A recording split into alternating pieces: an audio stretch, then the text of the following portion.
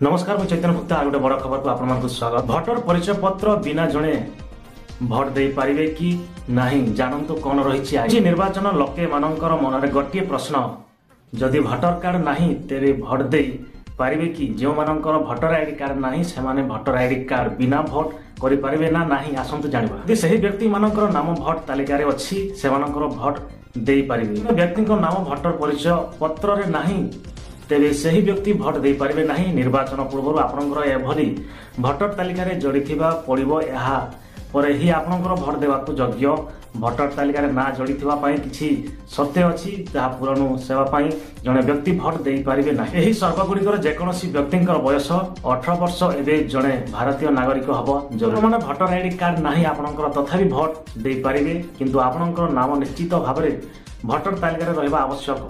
जदि जेकोसी नाम नहीं कहीं भोट दे पारे ना। जदि नाम अच्छी एवं भोट आईडी कार्ड नहीं तेरे जड़े भोट दे पार।